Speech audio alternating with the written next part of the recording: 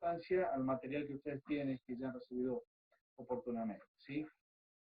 Por esa razón, la primera epístola de Pedro, con relación al bosquejo, se llama un bosquejo sencillo. Los quisiera llevar hacia allí. Antes de continuar, quisiera orar y encomendar este tiempo que vamos a compartir de la palabra de Dios en las manos de aquel que sin duda está presente en cada lugar donde estamos abocados a esta tarea de compartir, de recibir y de aprender juntos acerca de la Escritura. Oramos.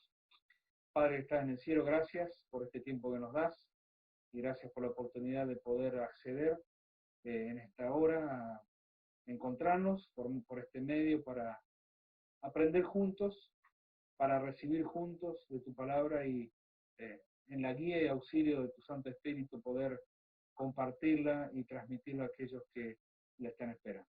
Gracias, porque siempre somos beneficiados, sea cual sea la manera en que recibamos, Señor, tu palabra, y en este caso por este medio pedimos tu auxilio y tu guía en absolutamente todas las cosas. Dependemos de ti y te damos gracias por este nombre de Cristo Jesús.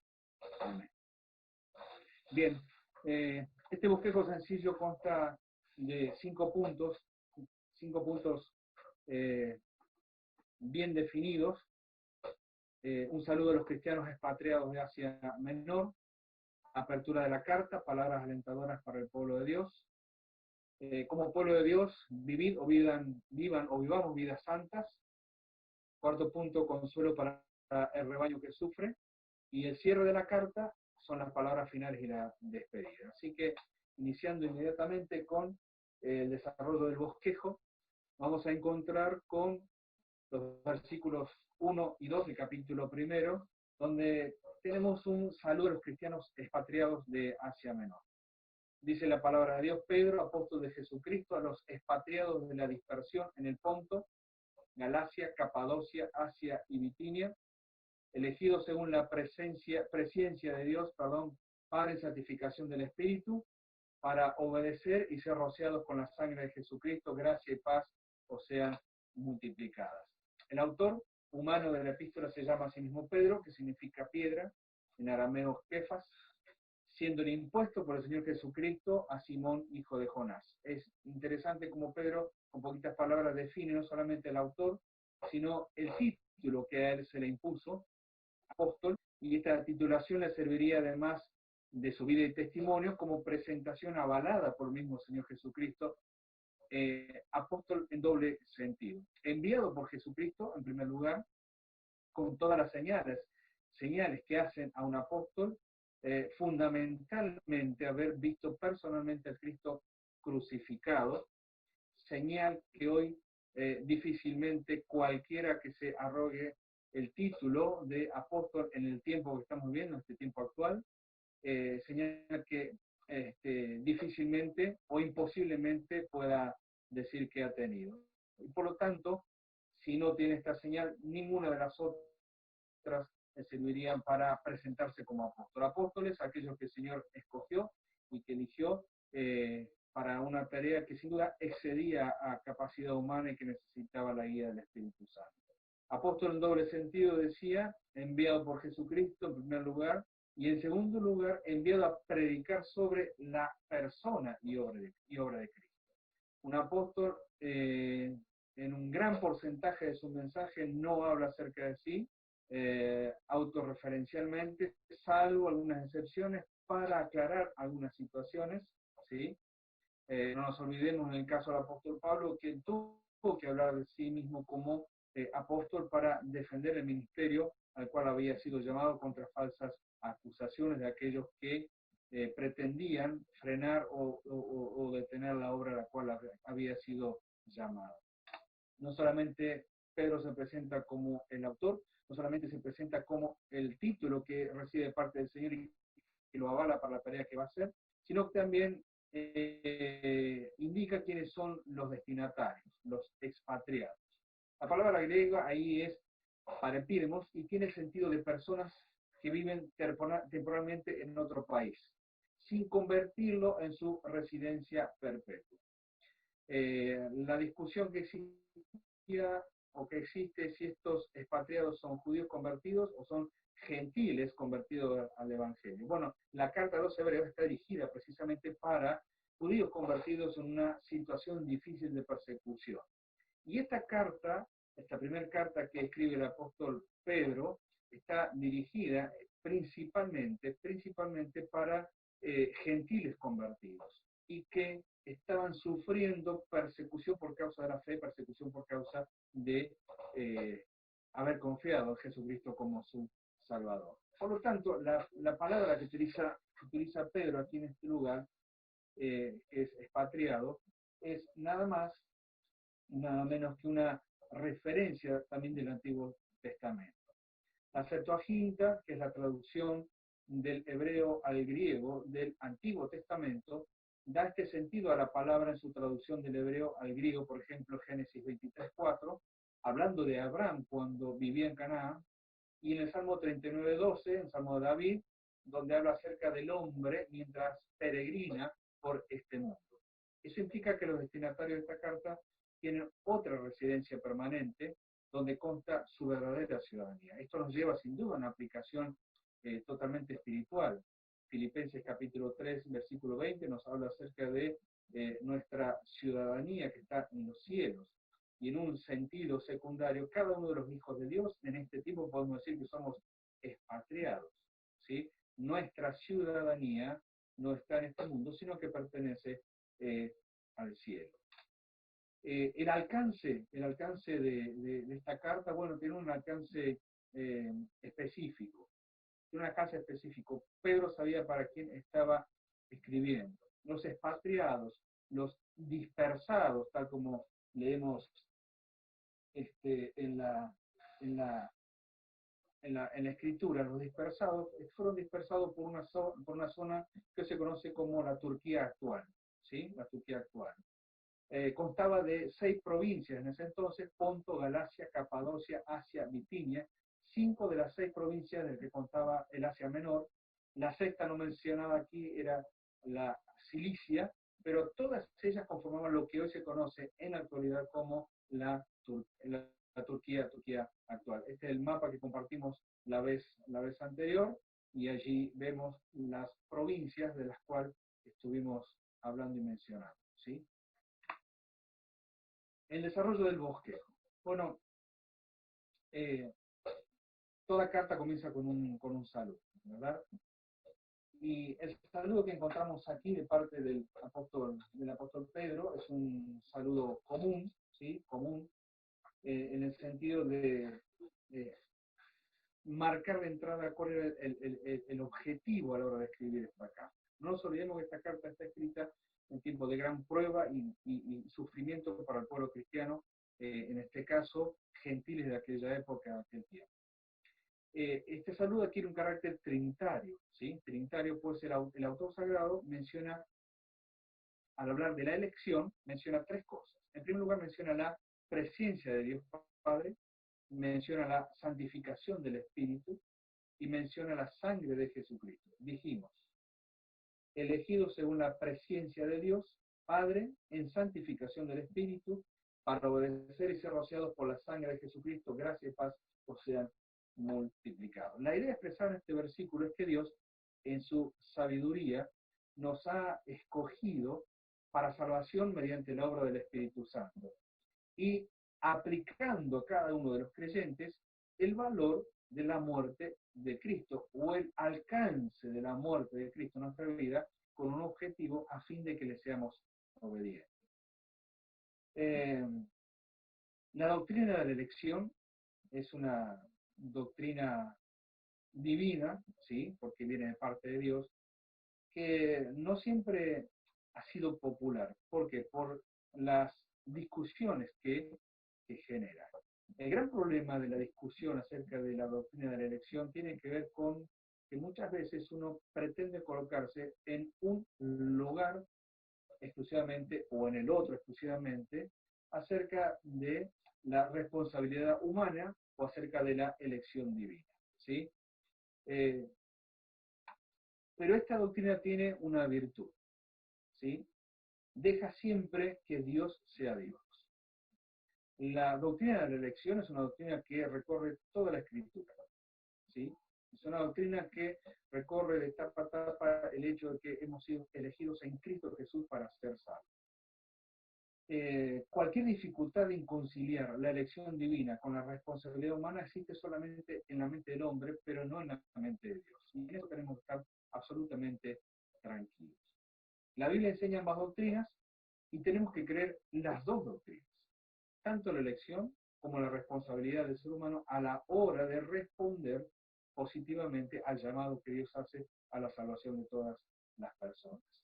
La verdad se encuentra en en los dos extremos, y no tenemos que pretender hablar solamente en algunos puntos medios. Las dos doctrinas van de la mano. Y la elección de Dios es descrita como siendo según su presencia, ¿sí? Según su conocimiento. Aunque en la elección de Dios hay un misterio inmenso, ¿sí? Nuestra mente finita trata de conciliar los dos aspectos de la salvación. Podemos estar seguros de que no hay nada de injusto en ello. No hay nada de injusto en ello. Tenemos que estar seguros de ello. La presencia de Dios Padre, a la hora de contemplar anticipadamente a aquellos que habríamos de responder, o todos aquellos que habrían de responder al llamado a la salvación, es algo que le compete exclusivamente y solamente a Él. Difícilmente nosotros tendríamos que tener o atrevernos a objetar esta posibilidad, si me permite la expresión, de la salvación, mirada desde el punto de vista de Dios, mientras que nosotros muchas veces solamente miramos la salvación desde nuestro punto, es decir, el punto en donde yo recibo el mensaje de salvación, me considero responsable de mis hechos, de mis actos, entiendo la obra de salvación, la creo, la recibo y entonces se hace efectiva en mi vida, ¿sí? La idea, vuelvo a repetir, expresada en este versículo, es que Dios en su sabiduría nos ha escogido para salvación mediante la obra del Espíritu, nos aplica el valor de la muerte de Cristo a fin de que seamos obedientes. Ahora, este saludo termina con una sencilla bendición. Hay un binomio ahí, gracia y paz, que aparece también en varios de los saludos de Pablo en las diferentes cartas que le escribió. Pero Pedro añade aquí, y también en 2 Pedro capítulo 1, versículo 2, esta expresión, sea multiplicada, o sea dada en gran abundancia. Sea multiplicada o sea dada en gran abundancia. Es decir, es como Pedro está diciendo esto. Hermanos, ustedes que van a leer esta carta, que están allí en Asia Menor, quiero que sepan que ustedes ya han experimentado la gracia de Dios en salvación y la paz de Dios como resultado de la salvación. Pero cada día de su vida, en los días más difíciles, los días más oscuros, los días de persecución y aún en peligro de muerte, ustedes van a necesitar gracia y fortaleza para ese día. Y paz en medio de una situación, de una sociedad absolutamente turbulenta y opuesta a todo lo que tiene que ver, todo lo que tiene que ver con Dios. Claro, uno traspola estas palabras, las trae a este tiempo, comienza a contemplar el escenario mundial en su oposición cada vez más directo, cada vez más descarado hacia Dios, hacia los cristianos, hacia la iglesia y hacia todo lo que tenga que ver con la persona del Señor Jesucristo, y uno se da cuenta que poco a poco el tiempo de paz o el tiempo de tranquilidad que, por ejemplo, nuestro país disfrutó durante tantos años, como disfrutamos durante tantos años como creyentes, como hijos de Dios, cada día, a medida que pasan los años, es como que esa paz va siendo perturbada más y más y más y más y más. Y sin duda que el consejo que se le dio a aquellos hombres y mujeres de aquel tiempo, de que aún en medio de una sociedad tan turbulenta, ustedes puedan tener una gracia y una paz multiplicada, dada en gran abundancia, también es aplicable para nuestro tiempo, para nuestra vida en el día de hoy. ¿Sí?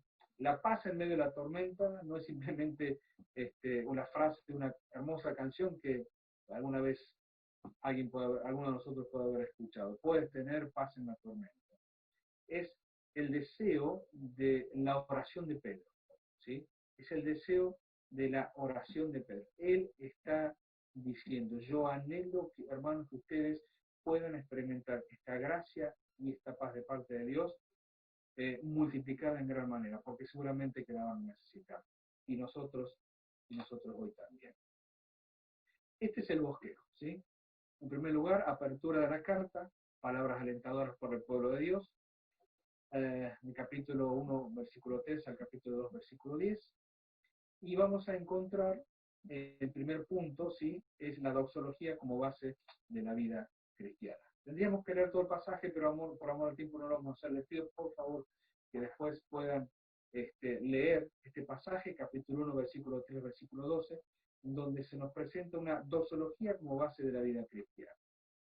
¿Qué es una doxología? O la doxología de apertura que encontramos aquí. Capítulo 1, versículos 3 al 5.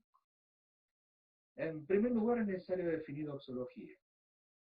Es una especie de fórmula mediante la cual se invita a la alabanza de la gloria de Dios. Casi siempre es una exhortación al ser humano, como la leímos aquí. Primera Pedro, capítulo 1, versículo 3, dice lo siguiente. Bendito el Dios y Padre de nuestro Señor Jesucristo, que según su grande misericordia nos hizo renacer para una esperanza viva por la resurrección de Jesucristo de los muertos. Bendito el Dios y Padre de nuestro Señor Jesucristo. Esto es una doxología. Es una invitación para aquellos hermanos en aquel tiempo, para nosotros en este tiempo, a contemplar la salvación que Dios nos ha otorgado y alabar a Dios por esto. Alabar a Dios por esto. Cuando uno comienza a darse cuenta, o cuando uno quiere darse cuenta de el camino que recorrió el mensaje de salvación, las vidas que tocó, las personas que se convirtieron, que fueron transformadas sus vidas, y que posteriormente fueron herramientas en las manos de Dios, en la guía del Espíritu Santo, para llegar a otras vidas, hasta que finalmente llega a nuestra vida, en un momento justo, en un momento necesario, en un momento determinado, ¿sí?, de nuestra existencia. Lo menos que podemos decirle a Dios es, Señor, sos bendito, te doy gracias por ser el autor de la salvación, pero no solamente por esto, sino por haber querido salvar. Por lo tanto, Pedro anima a los hermanos en situación difícil a que no pierdan la capacidad de alabar a Dios. Que no haya ninguna situación que afecte de tal manera su relación con Dios que les permita olvidarse de este Dios tan grande. Fíjense que es una alabanza merecida al autor de nuestra salvación, el Dios y Padre de nuestro Señor Jesucristo. Y este título, Dios y Padre de nuestro Señor Jesucristo, presenta a Dios en una doble relación con Él. El nombre de Dios enfatiza la humanidad del Salvador, el Señor Jesucristo como hombre dependiendo de Dios. El Señor Jesucristo en su humanidad dependiendo de Dios. El nombre Padre enfatiza la deidad del Hijo de Dios. Esta relación filial entre el Hijo y el Padre lo coloca en una situación no solamente de hombre y hombre perfecto, sino también de Dios, Esta relación filial coloca al Señor Jesucristo en una situación de deidad para que los demás lo puedan contemplar. De hecho, cada vez que el Señor Jesucristo se presentaba como el Hijo de Dios, era objeto del apedreamiento de los judíos porque entendían claramente a quién se estaba refiriendo cuando Él se presentaba como Él es mi Padre. ¿Acaso tú te haces Dios? Era la pregunta que muchas veces le decían. Y aquí también encontramos el pleno nombre del Hijo, Señor Jesucristo. Señor Jesucristo. Señor, el que tiene el derecho exclusivo de reinar en todo y en todos. Jesús, aquel que salva a su pueblo de sus pecados.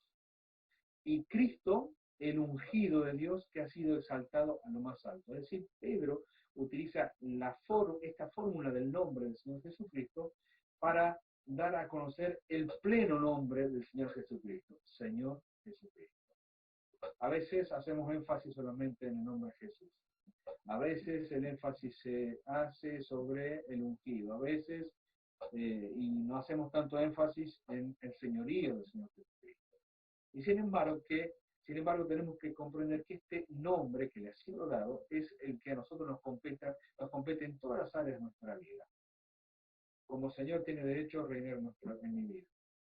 Como Jesús es el que salvó mi vida.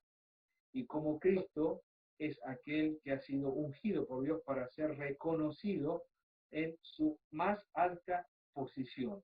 Él está a la diestra del Padre. Y no hay ninguno como Él.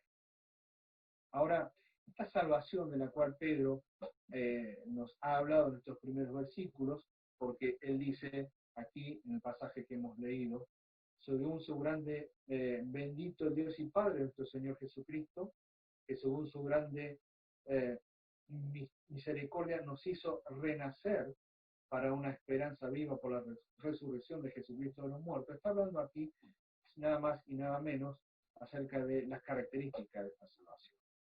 La salvación no se debe a ningún mérito ni esfuerzo por parte nuestra, sino únicamente a la gran misericordia de Dios. Por ella hemos sido renacidos, o en su equivalente, nacer de nuevo, significa el proceso por el cual el hombre es elevado a una vida nueva más alta que la que le pertenece por naturaleza. Conocemos entonces la causa y el medio de nuestra salvación, y ahora nos dirigimos rumbo al objetivo de este nuevo nacimiento. Causa y medio, nuestro Padre y el Hijo. El objetivo de este nuevo nacimiento es renacidos para una esperanza viva. Nacimos de nuevo para una esperanza viva. A ver, como pecadores sin esperanza más allá del sepulcro, solamente una expectativa de juicio y condenación, pero en esta nueva condición de hijos de Dios, la esperanza viva es nuestra realidad cotidiana. Vivo porque no es una ilusión o un desengaño, sino que se sostiene y dirige, y nos sostiene y se sostiene y nos dirige a la vida eterna. La resurrección del Señor es el amén del Padre ante el clamor del Hijo, consumado es. Por lo tanto, tenemos que tener en cuenta que la esperanza que hoy nos sostiene tiene que ver nada más y nada menos con el punto más alto en cuanto al triunfo del Señor Jesucristo sobre el pecado, sobre Satanás y sobre la muerte. La resurrección del Señor Jesucristo es nada más y nada menos que el ancla en el cual nosotros nos aferramos firmemente para mirar un pasado que ha sido borrado y dejado atrás, un presente que nos permite vivir de acuerdo a las condiciones dadas por Dios, que de otra manera no las podríamos cumplir, y un futuro que, tal como muchas veces cantamos en algunos de nuestros himnos, el pasado nos causa dolor, pero el futuro nos llama a confiar. ¿Por qué nos llama a confiar? Porque está basado en el triunfo del Señor Jesucristo sobre la tumba, sobre la muerte y sobre aquel que tenía el poder de la muerte. Esto es Satanás. Un famoso escritor cristiano, Meyer, dice que la esperanza viva es el vínculo entre nuestro presente y nuestro futuro. Fíjense que no dice que es el vínculo entre nuestro pasado y el futuro. No, nuestro pasado quedó sepultado.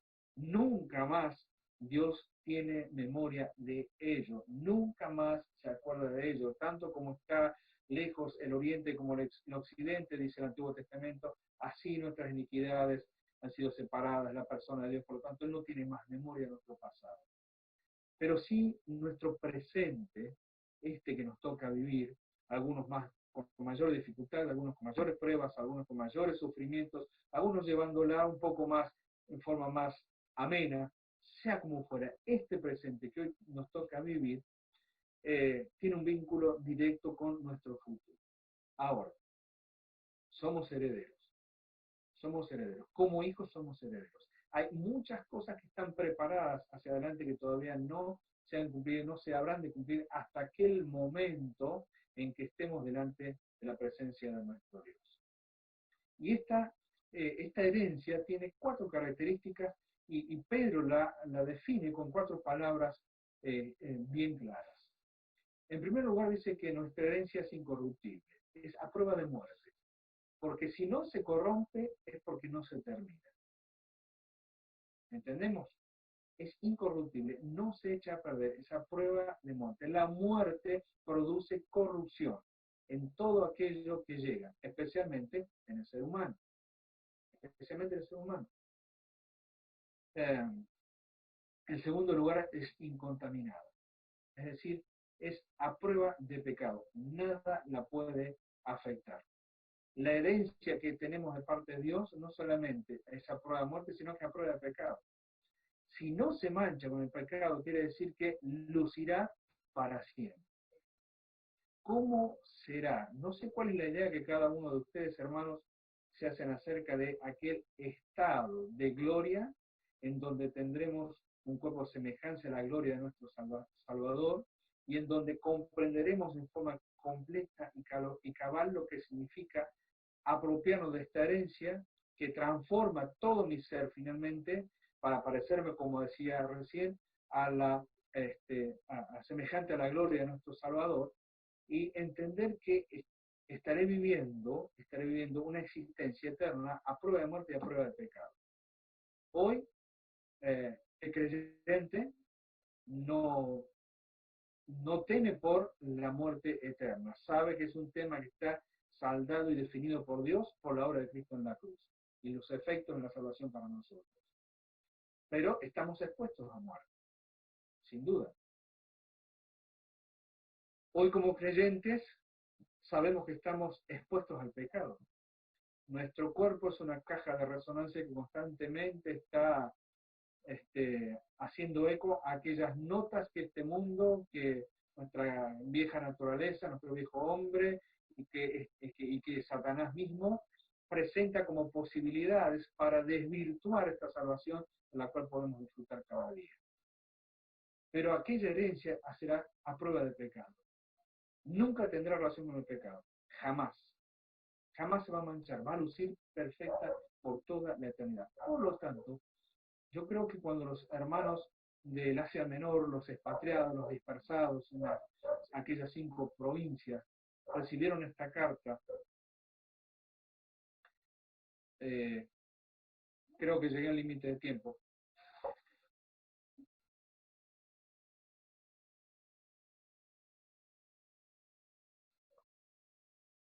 ¿Sí?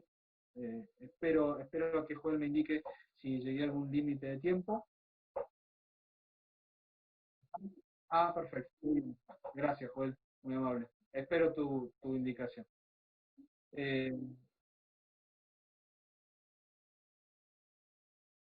Creo que cuando los hermanos, retomo el pensamiento, los hermanos de Asia Menor recibieron esta carta, al ver su realidad, la realidad de su actualidad en ese momento, y al leer estas palabras, muchas preguntas habrán venido a su mente y a su corazón. Sin duda que ellos estaban en peligro de muerte. Sin duda que ellos estaban expuestos al pecado. Si avanzamos en las palabras que utilizó Pedro para definir esta herencia, no solamente dijo que era incorruptible, incontaminada, dijo que era inmarcesible. No es como alguna vez se utilizó la figura de una flor de plástico que no cambia jamás su aspecto. Por más que sea plástico, tarde o temprano va a deteriorarse. Pero lo inmarcesible tiene que ver con aquello que no se marchita. ¿Sí?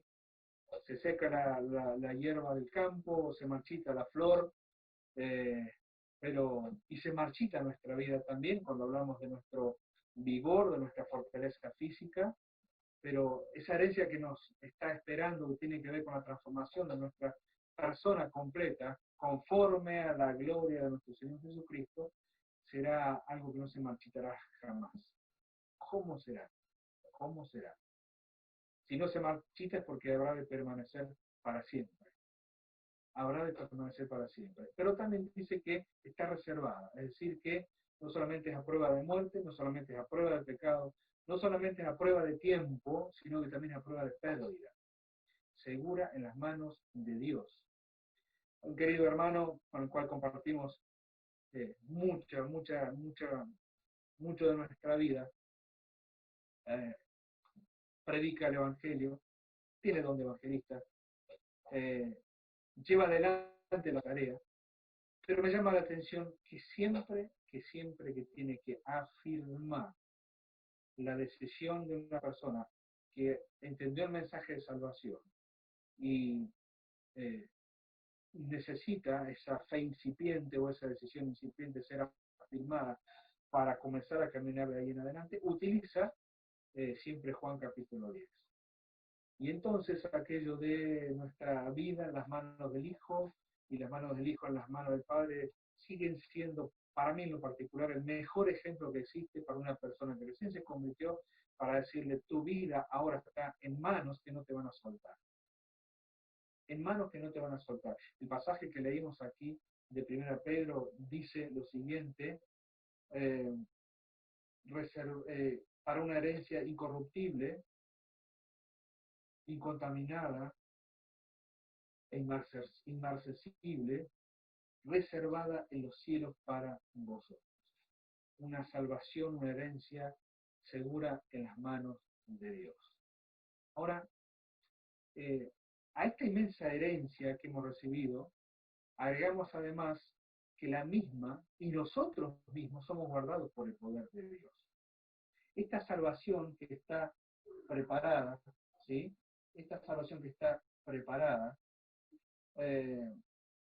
dice el versículo 5, para alcanzar la salvación que está preparada para ser manifestada en el tiempo postero. Esta salvación está preparada es una expresión que se utiliza en 3 pasajes más del Nuevo Testamento. Mateo 22:4, Marcos 14:15, Lucas 14:17, utilizan la misma expresión. Todo dispuesto, ya dispuesto, todo preparado. Es como decir, esta es la idea general, esta es la idea general, y es la idea que el Señor Jesucristo toma, por ejemplo, cuando habla acerca del aposento alto, donde tenían que ir los discípulos para esperar el momento de la última Pascua que iban a compartir, la institución de la cena del Señor, y el Señor dice, está todo dispuesto, está todo preparado. Es como decir, la mesa está lista, la mesa está preparada, vengan a disfrutar de ella. Es decir, lo mejor está por venir. Fue la experiencia para los discípulos en ese momento. Ni se imaginaban el cariz que iba a tomar aquella última Pascua que iban a compartir. Sin duda que no se lo imaginaban. Que del antiguo pacto iban a pasar a un nuevo pacto, y entonces ellos entendieron que a partir de ese momento la referencia sería a todo lo bueno que vendría por delante, porque ya no haría falta más sacrificio, sino que un solo sacrificio haría perfecto a todos los santos. Y entonces la mesa estaba lista, la mesa estaba preparada para recibir esto nuevo, y el Señor decía, vengan a disfrutar de ella.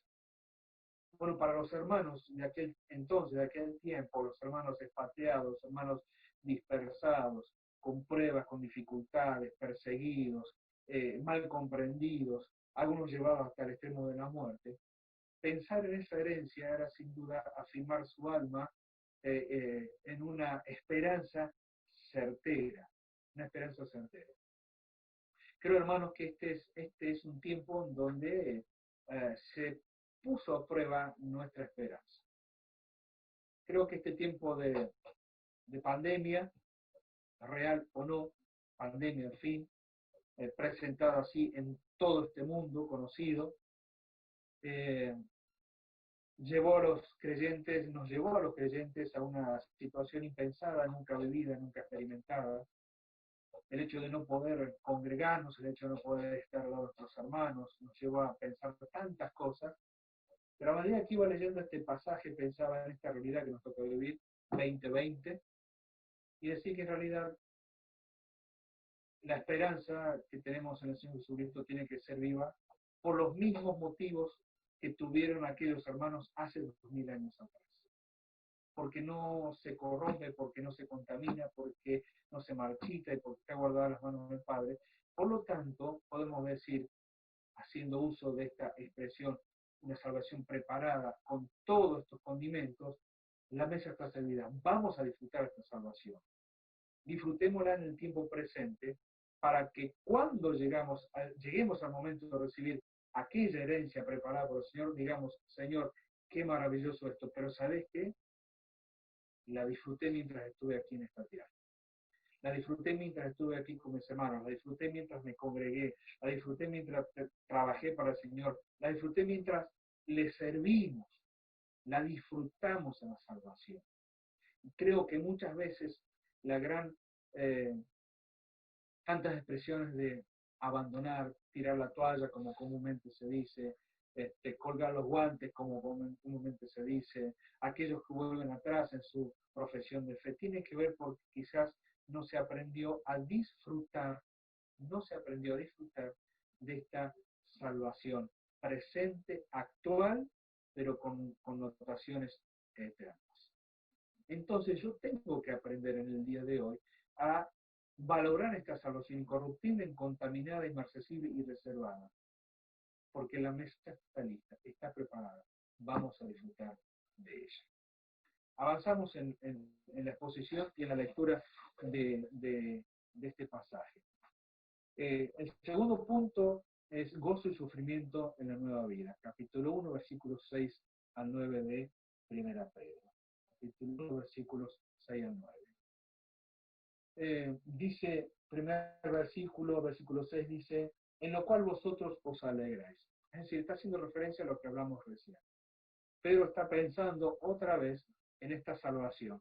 Repito, disculpen la repetición, creo que es necesaria. Quisiera que quede grabado a fuego en nuestra mente y corazón este concepto de la salvación incorruptible, incontaminada, inmarcesible y reservada. Y Pedro dice, miren hermanos, ustedes cuando estén leyendo esta carta y entiendan lo que significa la salvación para ustedes, yo estoy seguro de algo, dice Pedro. Yo estoy seguro que para ustedes va a ser motivo de gozo. Va a ser motivo de gozo. Hasta tal punto que dice, en la cual vosotros os alegráis. Él lo está dando por sentado. No los va a ver a los hermanos. Él va a escribir la carta, ¿sí? Ya sea que algunos digan que la escribió desde la antigua Babilonia o que la escribió desde la Babilonia espiritual, que es Roma, ¿sí? No vamos a discutir esto. El hecho que Pedro, desde la distancia, sabe de la situación de los hermanos, escribe la carta, la envía, los hermanos la reciben y él sabe sin ninguna duda, en su espíritu sabe que los hermanos se van a gozar por él. Se van a gozar por esta salvación. Es un llamado de atención a mi vida apocada cuando pierdo de vista lo inmenso de la salvación que Dios me ha dado, por su gracia, por su misericordia, por su buena voluntad, ¿sí? Cuando pierdo de vista, sin duda que voy a perder el gozo. Entonces, Pedro dice que lo anterior desarrollado es motivo de gozo, o como otras versiones dicen, alegría rebosante o alegría exultante, algo que eh, sale de su cauce, sale de su cauce. Y sin duda que tiene que haber sido paradójico para aquellos que contemplaban a aquellos cristianos que eran perseguidos y llevados hasta el extremo de la muerte, como aún en el momento de la muerte, podían pasar a la eternidad, podían sufrir la persecución, podían ser objeto de sufrimiento y lo hacían con un himno de agradecimiento a Dios. Con lágrimas, seguramente con la tristeza por aquellos que se adelantaban por motivo de la persecución a la presencia de Dios. Pero a la vez ese gozo, esa tristeza se tornaba en gozo, ese llanto se tornaba en alegría, como una de las tantas paradojas de la vida cristiana, la coexistencia del gozo con la aflicción. Es una paradoja. Hay muchas paradojas en la escritura, es verdad, pero esta es una paradoja muy latente, muy latente. Vuelvo a leer el versículo 6, en lo cual vosotros, la salvación, os alegran. Ustedes se alegran por esto. Aunque ahora por un poco de tiempo, si es necesario, tengáis que ser afligidos en diversas pruebas. Una cosa es cierta, las pruebas necesariamente forman parte importante de nuestra vida terrenal. El objetivo son vidas cambiadas. ¿Sí? Las pruebas tienen este objetivo, cambiar nuestras vidas. Quizás no las comprendemos en primera instancia. Quizás no son motivo de gozo, como dice la Escritura. Quizás no son motivo de ser comprendidas en una primera etapa, pero después producen un fruto de gozo, un fruto de crecimiento, un fruto de desarrollo espiritual. ¿Cuál es la meta? Parecernos cada día más al Señor Jesucristo. El punto final será cuando estemos cara a cara con Él. Y podremos mirar hacia atrás, trato de imaginarme esta escena, mirar hacia atrás cada una de las etapas en donde fuimos probados, ¿sí?, por el excelente, eterno y perfecto conocimiento de Dios. A lo largo de todos estos años, como hijo de Dios, uno va creciendo en el conocimiento de Dios. Y lo hace a través de la relación con Dios. Y a veces Dios ha tenido que utilizar la prueba en mi vida, lo hablo de forma particular, para darse a conocer de una manera que quizás de otra a mí no me interesaría, o no le prestaría atención, o no sería un motivo de que le preste atención. Lo que sí aprendí a lo largo de estos años es que la prueba ha sido necesaria. Ha sido necesaria. La prueba fue la herramienta que Dios utilizó para levantar mi rostro y decirme, estoy hablando, estoy llamando, estoy aquí. El punto final cuando estemos cara a cara con Él. Y allí la expresión es cuando sea manifestado Jesucristo. No indica la venida de alguien ausente hasta ese momento, ¿sí?, sino que será el visible descubrimiento de alguien que ha estado espiritual e invisiblemente presente todo el tiempo. Son dos conceptos, eh, son dos conceptos totalmente opuestos. Nos equivocamos si pensamos que es por el hecho que el Señor Jesucristo esté en el cielo, usted está ausente. Gran error. No esperamos a alguien ausente. Esperamos a alguien que espiritual e invisible estuvo presente todo el tiempo.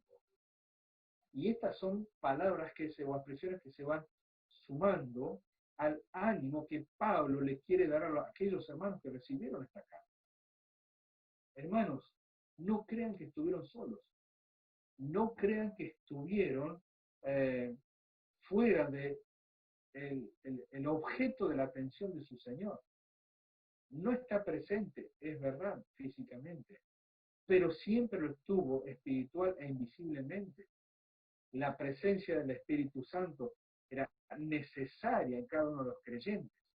Así se cumple sin duda la oración del Señor Jesucristo cuando lo pide al Padre que envíe el Espíritu Santo a aquellos que habríamos de creer.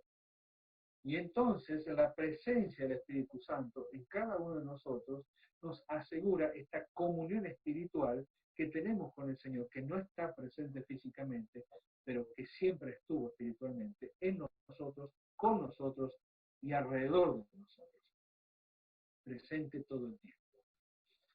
Por último, encontramos en estos últimos versículos, hasta el versículo 9, palabras con acento de ternura. ¿Sí? Palabras con acento de ternura. Aquí el rudo Pedro está utilizando palabras muy tiernas al hablar acerca de los creyentes. Dice así, fíjense, en el versículo 8. Esperando que sea manifestado el Señor Jesucristo, dice, ¿a quién amáis sin haberle visto? ¿En quién creyendo, aunque ahora no lo veáis, os alegráis con gozo inefable y glorioso? ¿Sí? Él está diciendo, ustedes aman al Señor y no lo vieron nunca. Pedro tuvo el gran privilegio y la gran ventaja, no solamente de verlos, sino de relacionarse con él de una forma íntima y personal. En todas las etapas de Pedro estuvo el Señor Jesucristo. Pero seguramente Pedro estará haciendo memoria de aquellas palabras de Juan, cuando el Señor le dijo a Tomás, ¿por qué me has visto, Tomás, creíste? Bienaventurados los que no vieron y creyeron. Juan capítulo 20, versículo 29. Pedro está haciendo realidad aquello de que el Hijo de Dios, después de la ascensión del Señor Jesucristo, y por la obra del Espíritu Santo en nuestra vida, nos permite manifestar hacia el Señor Jesucristo aquello de lo cual carecíamos antes de conocerlo. Aquello de que que nosotros le amamos a Él porque Él nos amó primero es una gran realidad. ¿Cómo poder devolver lo que no teníamos? Si el amor de Dios ha sido derramado en forma completa y total en nuestros corazones, entonces hoy podemos decir, sí, Señor, la verdad que más allá del sentimiento existe la seguridad de que te amo. Puedo fallar, puedo caer inclusive, pero aparece otra vez el llamado del Señor Jesucristo como a Pedro en su oportunidad. Decirle, Pedro, ¿me amas? Pedro, ¿me amas? Pedro, ¿me quieres? Y entonces Pedro sabe, evidentemente, porque él tuvo que aprender a amar al Señor, a quien había visto, sabe que los creyentes tienen este gran privilegio de, sin haberlo visto, amarle también. Sin haberlo visto, amarle también. A quien aman sin haberlo visto. En quien creyendo, ¿sí? Creyendo. Aunque ahora no lo vean, se alegran con un gozo inefable y glorioso. Él está diciendo con palabras, está utilizando palabras inmensas para definir lo que es el gozo, un gozo que no se puede describir. No lo veo, pero lo amo. No lo veo, pero creo en él. Y esto produce en mi alma, en mi corazón, un gozo que no lo puedo describir. Y que a veces lo único que hace es guiarme desde la alabanza por el reconocimiento por lo que Él hizo, a la adoración y el reconocimiento por lo que Él es. Él es mi Salvador, Él es tu Salvador. Y por lo tanto, desde el principio del libro, de estos pocos versículos hasta el versículo 9, creo que hemos ido sumando argumentos uno tras otro para pensar en este gran Dios que nos amó y que nos salvó en Cristo Jesús. Para pensar en esta salvación tan grande que hemos recibido de parte de Él. Y no solamente eso, sino para pasar de la alabanza a la adoración, podemos decir casi sin escalas. Porque en definitiva, ¿quién puede alabar y quién puede adorar sino aquel que ha sabido conocer no solamente el beneficio, sino el autor de ese beneficio a nuestro Dios? No lo vimos nunca a nuestro Señor, pero hemos creído en Él. Jamás lo hemos visto cara a cara, físicamente. Pero perfecto. Bueno, quedan pocos minutos ya para terminar. Quisiera hacer el cierre entonces de esta primera parte. Y tiene que ver con el último punto del capítulo 1, que es la ventaja del cristiano sobre los profetas, incluso los ángeles. Cuando leíamos hasta el versículo 9, leíamos que los creyentes nos alegramos, o deberíamos alegrarnos con un gozo inefable y glorioso, es decir, inefable en la incapacidad de poder manifestar o contar lo que significa, lo que produce el reconocimiento de la salvación en nuestra vida. Y glorioso por la expectativa que tenemos, porque la salvación es gloriosa, porque viene de parte de Dios, no puede ser de otra manera. Viene de parte de Él, es gloriosa. La salvación es gloriosa, tenemos que contemplarla de esa manera. Posteriormente dice que obteniendo el fin de vuestra fe, que es la salvación de vuestras almas, y es interesante esta expresión que tiene Pedro, porque él tiene bien en claro estos dos aspectos temporales o de tiempo distintos. Él sabe que la salvación de este cuerpo es una cuestión futura, ¿sí? Estamos a la espera de este cuerpo que se marchita, que se envejece, que va camino a una tumba, ¿sí? Esperamos ese momento sin duda con ansias de esa transformación gloriosa. Pero no pasa por alto el aspecto de la salvación de nuestra alma, que es un aspecto actual, ¿sí? Es un aspecto actual. Dice, obteniendo el fin de vuestra fe, que es la salvación de vuestras almas. La salvación que Dios nos ha provisto es algo que nos impacta profundamente. Porque en este pasaje que leímos recién, se incluye el espíritu por el cual tenemos la conciencia de parte de Dios. El alma salvada en el momento del nuevo nacimiento, eso está claro para todos nosotros. Y por lo tanto, como correlación a lo que Pedro está diciendo en este primer capítulo, él avanza mirando hacia atrás, ¿sí? Él ya le puso toda la expectativa a los hermanos del Asia Menor que van a recibir esta carta, y los animó a mirar mucho más allá de su relación contemporánea, lo que estaban viviendo en ese momento, ¿sí? Lo vimos, lo desarrollamos. Pero dice, voy a dar un paso más, pero este paso que voy a dar, en lo que tiene que ver con la salvación dada por Dios, lo quiero hacer mirando históricamente hacia atrás y mirando posicionalmente desde arriba hacia abajo. Históricamente hacia atrás, porque Pedro mira a los profetas. Pedro mira a los profetas. Él dice, los profetas que profetizaron de la gracia destinada a vosotros, inquirieron y diligentemente indagaron acerca de esta salvación, escudriñando qué persona y qué tiempo indicaba el Espíritu de Cristo que estaba en ellos, el cual anunciaba de antemano los sufrimientos de Cristo y las glorias que vendrían tras ellos.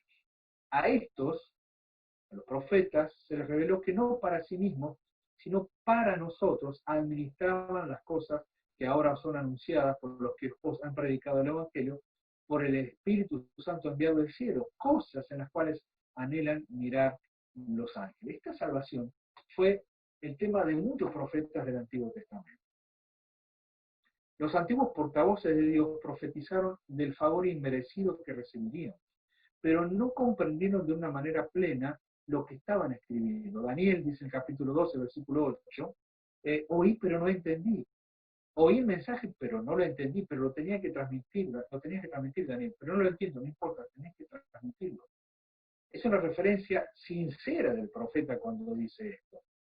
Y entonces nos ayuda a comprender que esta salvación, que fue el tema de los profetas, y que ellos profetizaron acerca de esto, no comprendían completamente lo que significaría, no solamente para ellos en el tiempo que recibían la profecía, no solamente para el pueblo de Israel, sino para toda la humanidad, para todos aquellos que habríamos de recibir el mensaje de salvación. El inmenso privilegio de nosotros los creyentes en este tiempo, en esta edad, se ve no solamente por el hecho de que comprendemos con más claridad que ellos lo que había sido velado a los profetas, ¿sí?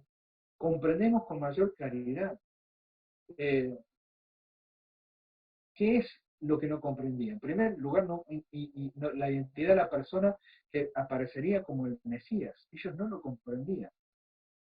Ellos, a Isaías capítulo 53, aunque no está como referencia aquí en el PowerPoint, Isaías 53 es un ejemplo perfecto de lo que significa ver lo que los profetas veían. Ellos veían a un Cristo muriendo en los primeros versículos y a un Cristo triunfante en los últimos versículos.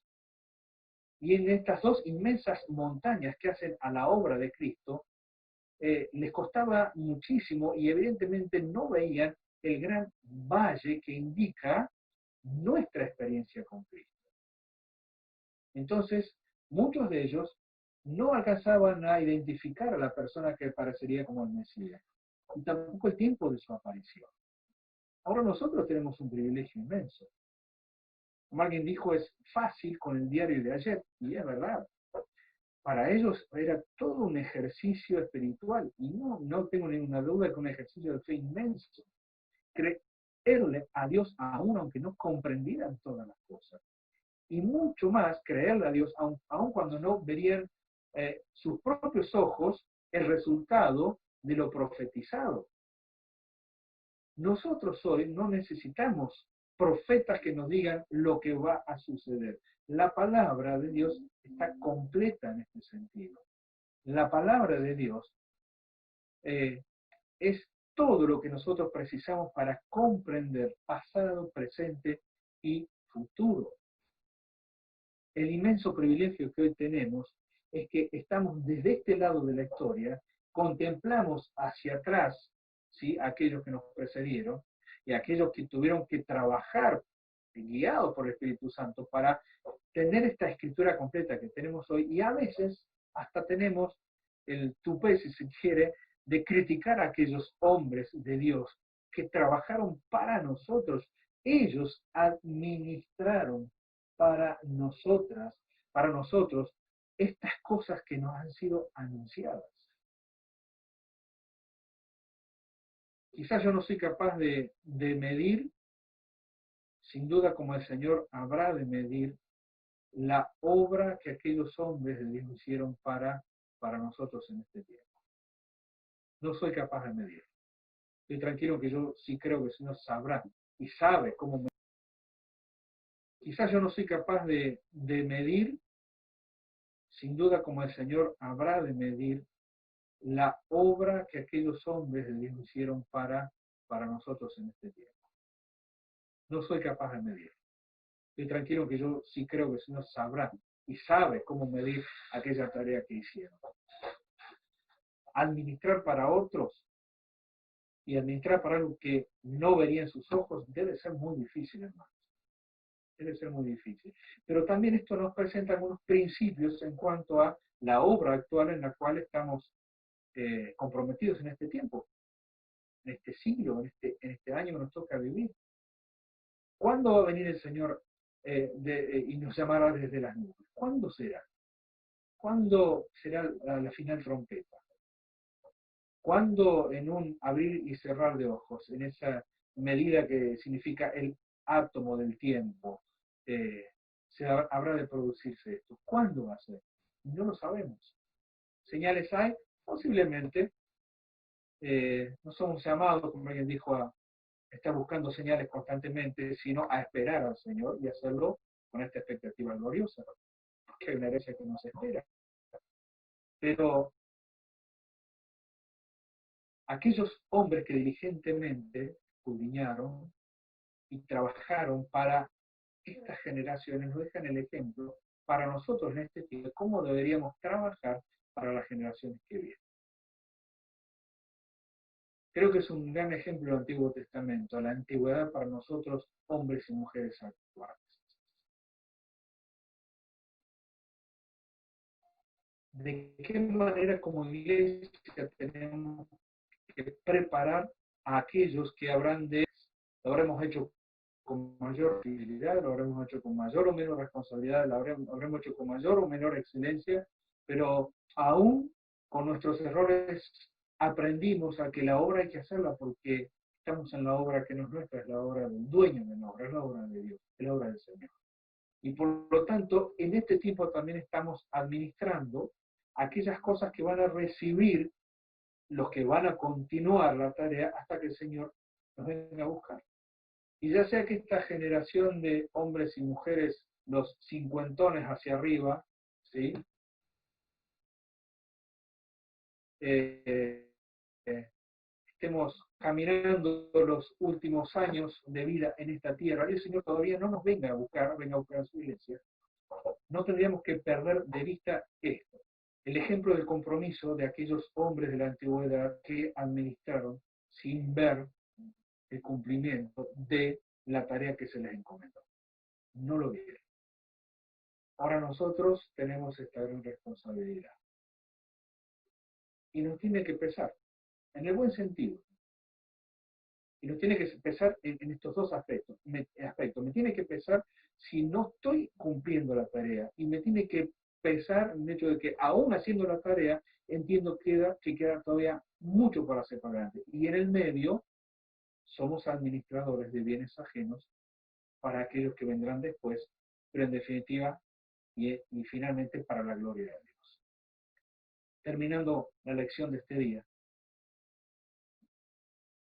no perdamos de vista que somos mirados, ¿sí? La gran nube de testigos de aquel tiempo, mirados por Dios, mirados por un Señor siempre presente en todo momento, en todo lugar.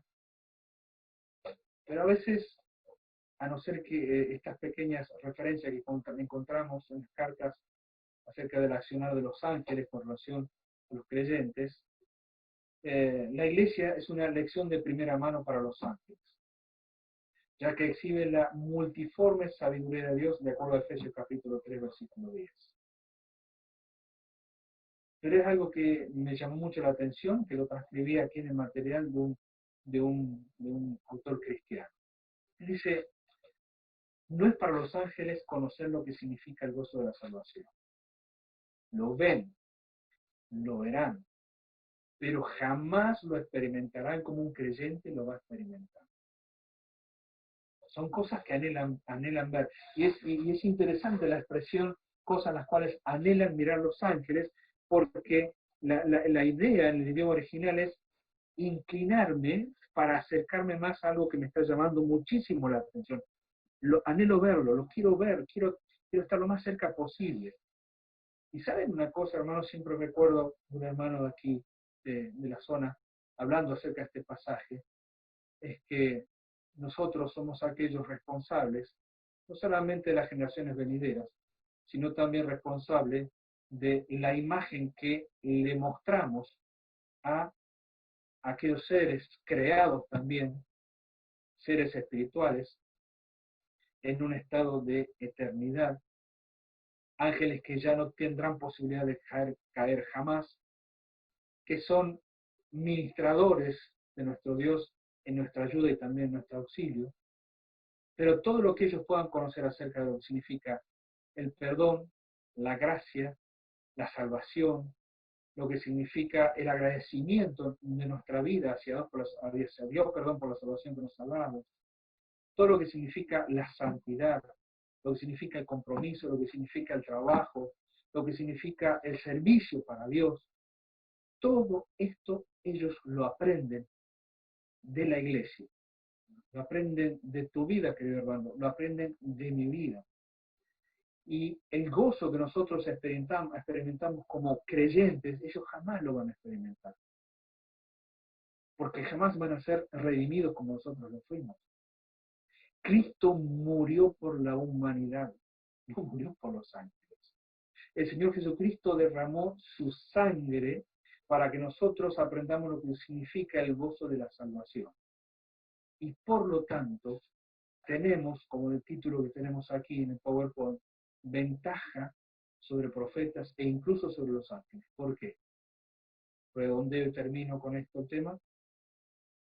Por la gran salvación de la cual hemos estado hablando a lo largo de todo este tiempo, por lo que debe producir en cada uno de nosotros, porque tenemos ventaja, porque aquellos administraron por lo que no habrían de ver, y nosotros administramos por lo que podemos ver, y porque somos una carta visible, un espectáculo visible para aquellos seres creados por Dios, para ministradores de los creyentes, de los hijos de Dios, y que jamás van a experimentar en su existencia propia lo que significa el gozo de la salvación. Esto ha sido reservado para nosotros como hijos y como hijas de Dios. Quiero terminar entonces en esta noche animándolos a que para la próxima lección, si pueden leer, lean capítulo 1, versículo 13, capítulo 3, y el título es Sé de lo que sois, o sean lo que deban ser, seamos lo que debamos ser.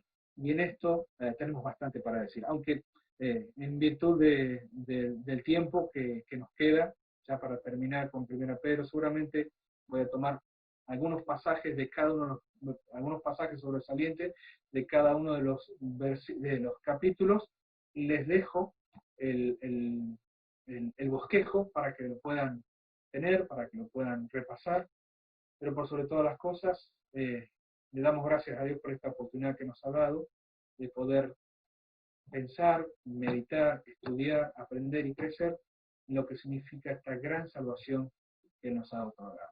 Oramos para terminar y después ya dejo sí, estamos a Luis, a Joel y a Luis Castellone en el acompañamiento técnico para dar por finalizada esta reunión. ¿Sí? Oramos. Padre que estás en el cielo, gracias.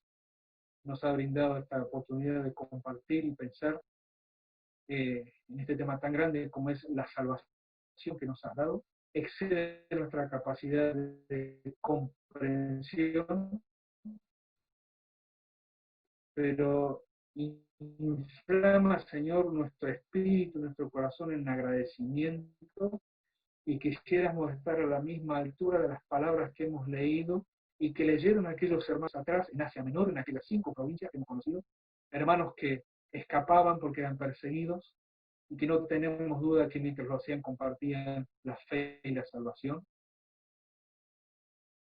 y que cuando recibieron esta carta recibieron alivio, recibieron gozo, recibieron ánimo, recibieron esperanza, porque aun cuando tuvieran que pasar por el valle de sombra de muerte, no temen mal alguno porque tú estarías con ellos. 2000 años después, ha pasado el tiempo, han pasado los años, han pasado tantos creyentes y llegamos a este tiempo donde somos animados, Señor, a contemplar una vez más tu palabra y gozarnos en esta salvación, crecer en el conocimiento de ella, prepararnos para disfrutarla en el futuro y saber que hiciste absolutamente todo para que esta salvación sea solamente perfecta, sino disfrutable. Y queremos hacerlo así en este tiempo, sabiendo que será así seguramente cuando tú nos vengas a buscar o nos llames a tu presencia. Gracias te damos. Nos ponemos en tus manos en el descanso en esta noche. En el nombre de Cristo Jesús. Amén. Gracias, hermanos, por su tiempo y que el Señor les bendiga.